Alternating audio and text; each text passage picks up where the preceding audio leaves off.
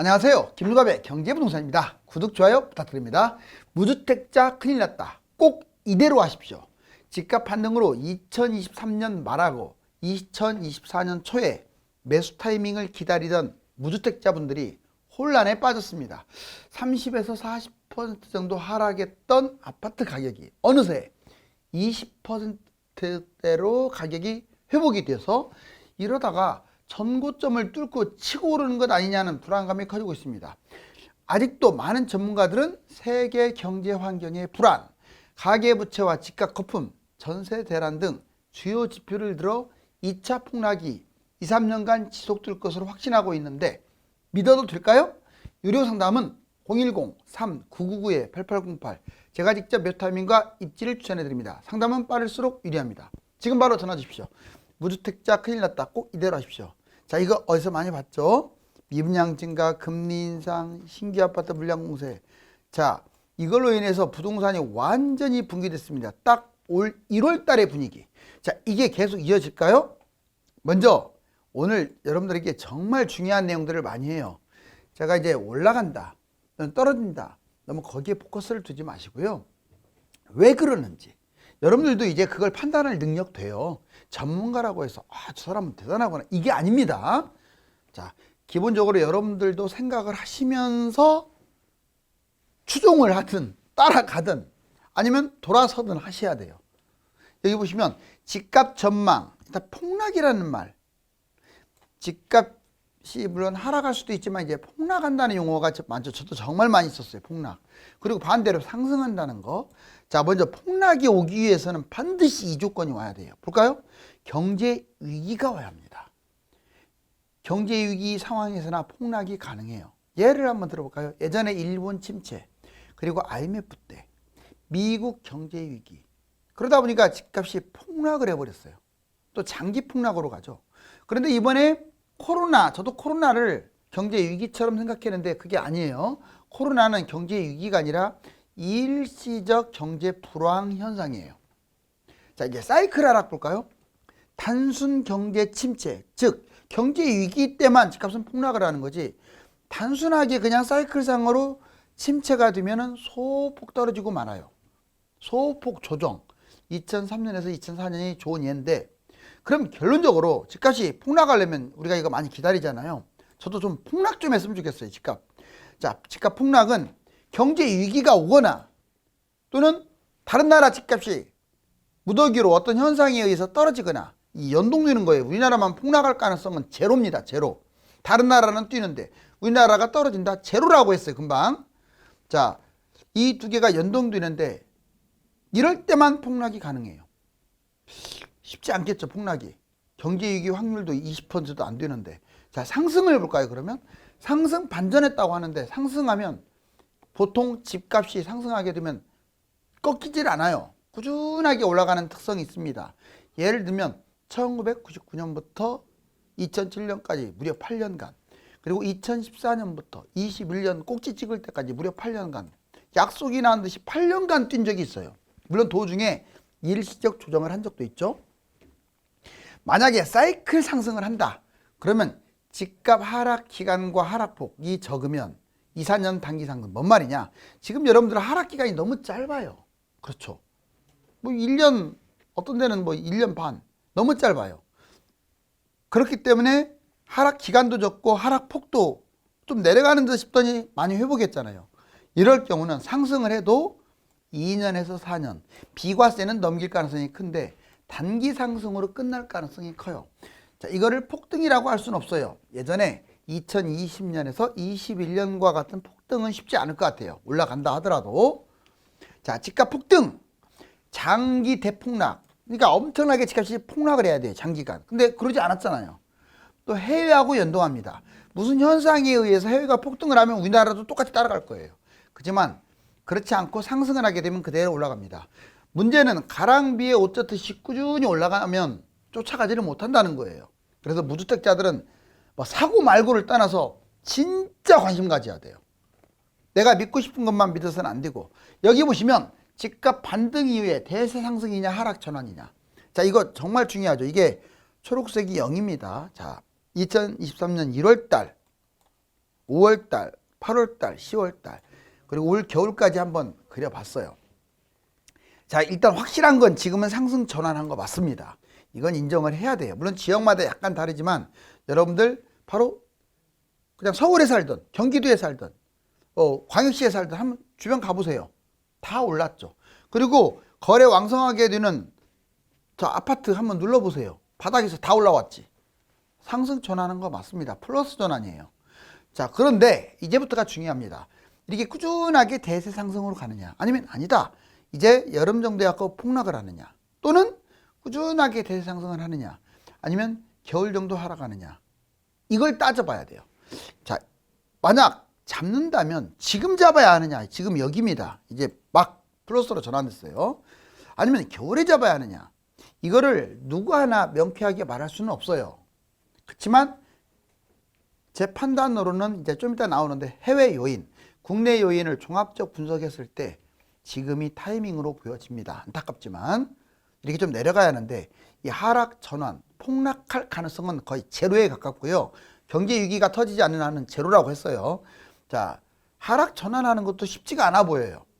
왜? 해외하고 연동되고 조건들이 많이 좋아져서. 그럼 볼까요? 자, 이걸 보시면 이제 이해할 거예요. 집값의 핵심 요인은 해외 요인, 국내 요인. 자, 이 두 가지가 있어야 하는데 안타깝지만 모두 다 지금 올라가는 쪽으로 가고 있어요. 기준금리 3연속 동결 전망. 솔직히 올 3월 달만 해도요, 경제 위기 터질 수도 있었고, 왜? 은행이 막 부도나고 건설사 부도났잖아요. 이거 우리나라만의 문제가 아니었잖아요. 그리고 금리도 불확실했고, 해외 집값도 떨어지고 있었어요. 이 세 가지가 제일 중요하거든요. 근데 5월부터 완전히 반전돼 버린 거야, 이게. 물론 얼마나 더 지속될지는 모르지만 보통 반전돼 갖고 올라가면요, 특별한 상황 아니면 안 빠져요, 집값이라는 게. 여기 보실래요? 해외 비중, 이게 70%를 차지해요. 국내 요인 30%를 차지합니다. 이게 꼭 제 말이 맞다고는 할 수 없지만 비교적 그래요. 그런데 해외 요인을 다 제껴놓고 지금 뭐 전세가율이 이러니까 집값 폭락한다, 그런 전문가가 있다면 듣지도 마세요. 그건 전문가도 아니니까. 일부분, 그 지표에서 10%도 안 되는 일부분 가지고 집값 폭락한다? 그건 아닌 것 같아요. 종합적으로 보셔야 돼요, 여러분들. 떨어지든 올라가든. 먼저 해외 요인 세 가지. 기준금리, 경제위기, 해외 집값 세 가지로 볼까요? 기준금리. 미국이 한두 번 인상할 것 같아요. 물론 안 할 수도 있습니다. 당장 이번 달에는 동결했습니다. 그리고 7월 달이 될지 하반기죠. 한두 번. 왜? 미국은 경기를 합니다. 이 물가에 경기를 하는 나라예요. 폭동 때문에. 또 옛날에 LA 사태처럼 폭동이 일으킬까 봐. 그렇게 되면 아주 큰 문제가 되죠. 또 하나는 미국은 물가를 제대로 잡아서 건전하게 성장하기를 바랍니다. 자, 인류의 인상 가능성이 있다는 거죠. 자, 그렇지만 전 세계적으로 봤을 때는 마무리 단계입니다. 지금 결론적으로는 이 금리 갖고는 집값은 뛸 가능성이 커요. 경제 위기 볼까요? 자, 위기 가능성 여러분들 몇 퍼센트 보세요. 지금 경제학자들은 항상 옛날부터 나라가 망할 것처럼, 물론 저도 그렇게 했지만 경제가 정상적이지 않은 것은 맞아요. 근데 경제의 잣대를 디밀어서 집값을 너무 적용시켜 버리면 집값은 폭락할 수밖에 없는데 그럴 가능성은 낮아요. 자, 위기 가능성을 저는 20% 이하로 보고 실제로 다른 전문가들도 그래요. 그 근거가 증시가 지금 일시적이라고 말을 하는 사람도 있지만 저는 일시적으로 안 봐요. 증시가 계단식으로 계속 올라갈 것 같아요. 결국 집값 상승입니다. 자, 해외 집값 볼까요? 미국, 캐나다, 호주, 뉴질랜드. 물론 영국은 좀 빠지기도 했지만 아무튼 우리나라, 이게 연동이에요. 다 뛰는데 우리나라만 떨어지겠어요? 상승입니다. 지금 집 상승이에요. 중요한 70%가 다 뛰는데 뭘 가지고 2차 폭락을 얘기하겠어요? 그러면 국내 요인도 보자고요. 30% 비중. 정부 정책. 자, 규제 완화를 계속할 겁니다. 정부는. 그리고 선거가 있어요. 1년 남았잖아요. 가까이. 결국은 그때까지는 집값이 올라갈 가능성이 커요. 정부는 집값 띄우기 쪽으로 가지 집값 떨어뜨리기 쪽으로 안 갑니다. 경제가 안 좋으니까. 지표 볼까요? 이번에 지표. 전세, 미분양, 거래, 심리. 여기서 전세 하나 빼놓고 나머지는 다 상승 쪽으로 턴했어요. 물론 전세도 뭐 9월달 되면 망하는 게 아니라 이미 전세가율이 반토막 났기 때문에 이미 진행된 지 꽤 돼요. 갑자기 전세값이 폭락하는 게 아니라. 그리고 이것도 역시 정부가 보세요. 위험 요인. 가계부채, PIR, 거품 이런 것들이 있는데 정부가 이것도 막아준다라고 했잖아요. 마지막으로 위험 요인은 가계부채, PIR, 거품. 솔직히 이건 인정해야 돼요. 세계 1, 2, 3위를 다 두고 있죠. 그래서 얘는 집값 하락입니다. 결론적으로 중요한 5가지 정도는 다 상승 쪽에 무게중심이 쏠리고 위험 요인 하나만 집값 하락인데 쉽지가 않겠죠, 하락이. 자, 이거 보실래요? 하반기 3대 위험. 하지만 그래도 자, 우리가 신중해야 한다. 자, 이것은 생각해 볼 필요가 있어요. 하반기 3대 위험. 물론 국내적인 요인으로 뭐 엄청나게 아까 제가 요인 다 말해줬잖아요. 100%.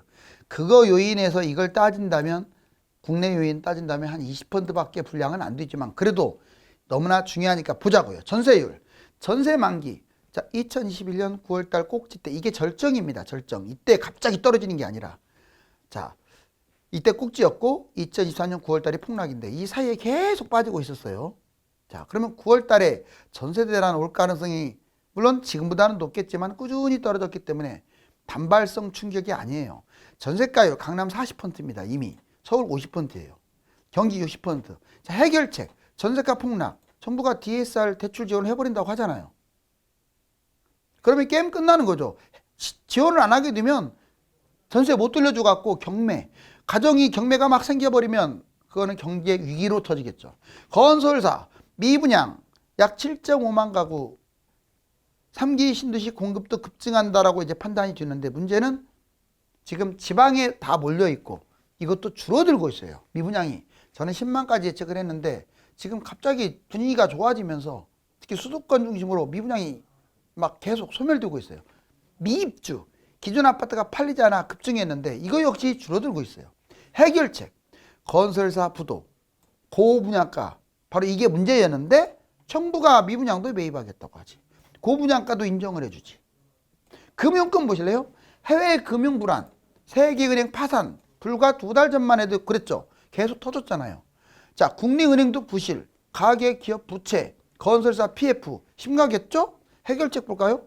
5월 이후 금융 안정을 위해서 전 세계가 공동 대처하고 우리나라도 정부가 지금 선제적 대처를 하는 바람에 조금 잠잠해졌습니다.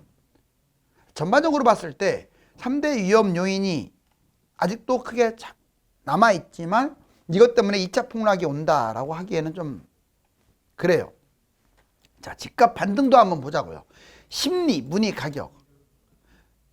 지금 집 사겠다는 문의가 정말 많습니다. 생각보다. 처음에는 2030부터 출발했는데 이제는 투자자들.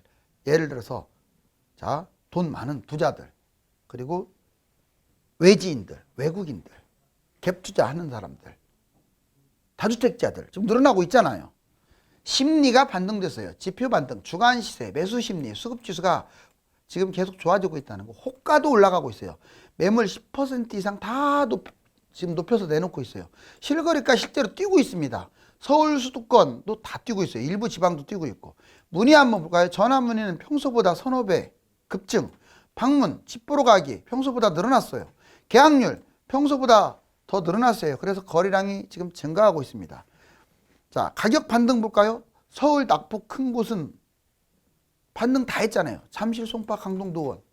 자, 여러분들 예전에 거래됐던 것들 바닥에 지금도 있는 거 있나요? 나홀로나 있지 거래 자주 되는 것들은 다 바닥보다 올라와 있습니다. 이거는 지금 집값이 반등하고 있다는 거예요. 미분양 계약률 증가. 자, 하지만 미분양이 늘어나다가 계약률이 늘어나면서 미분양이 줄어들고 있죠. 청약 경쟁률도 치열해지지 않나요? 이제 갈수록 가점 또는 공공분양 금액이 높아질 것 같아요. 대세 상승, 금리 인상, 경제 위기가 없다면 상승합니다. 그러니까 반드시 뭐가 문제가 생기려면 금리를 꾸준하게 인상하거나 아니면 경제 위기가 뻥 하고 터져버려야 돼요. 그러면 집값 반토막 납니다. 자, 근데 그럴 가능성이 낮다고 했죠. 근데 이거 보시면 10년 전과 닮은 꼴. 저도 이거 제가 직접 만든 거예요. 여기 보시면 실제로 10년 전 W자 모양으로 해갖고 이렇게 내려왔죠. 이렇게 올라갔죠. W자네. V자로 가는 거 싶더니 떨어졌다가 올라갔으니까. 이번에도 너무나 똑같았어요. 자, 내려왔다가 올라오는 것까지는 좋았습니다. 좀 더 지켜봐야겠지만, 자, 이렇게 사이클만 보면 이렇게 갈 확률이 커요.